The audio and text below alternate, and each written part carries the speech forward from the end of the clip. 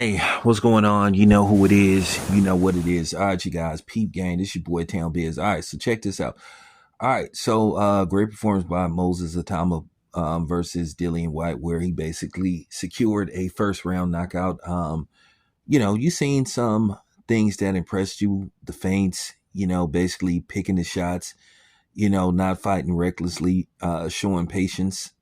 At the end of the day, there's a such thing as showing patience and then just swinging for the fences, wasting punches, just throwing meaningless combinations, trying to win rounds on activity. He basically took what was there for him and basically it paid off and he still got Dillian Whyte out of there in the first round. Now, people are asking who should he fight next. Please don't say that he should fight Usyk. Come on, man. Stop it. Let's not disrespect Usyk like that.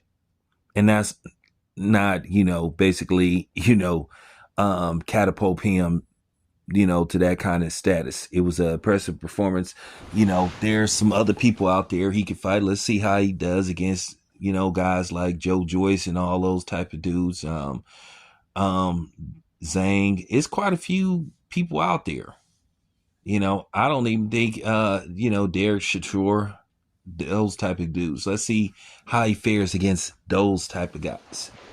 I don't even know at this point would he be, um, you know, able to beat Joseph Parker. I don't even know if he's feasible for Joseph Parker. Like I said, it's levels to this stuff.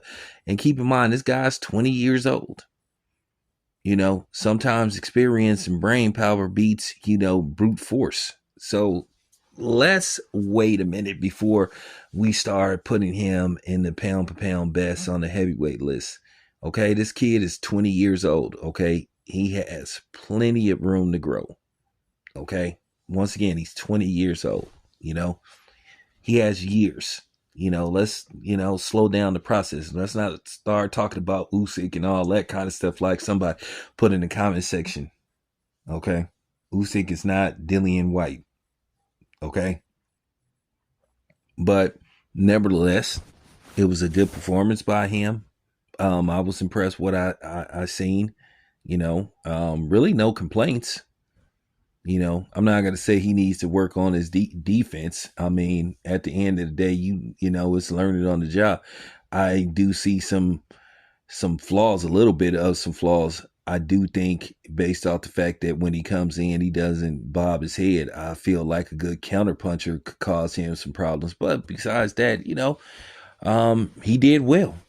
So let's see what happens next. I thought it was a great performance, but like let's not say this dude is the next big thing just yet. Okay, let's see what he does. You know, in the future. But I would try to get him back in the ring as soon as possible. As far as Dillian Whyte goes, I think Dillian Whyte, based off the fact that Dillian Whyte has taken a lot of punishment in fights, you know, most of his losses have been via stoppage. So, with that being said, I think that Dillian Whyte need to consider what's out there for him, or should I say what's left for him out there. So, me myself, I think he should consider retirement. It isn't about losing, you guys. I want to break that down. I want to explain something. I want to be as transparent as possible. It is about losing fights, per se. It's about like how many times you lose a fight via knockout, whether you get stopped or whether you just get flat out knocked out.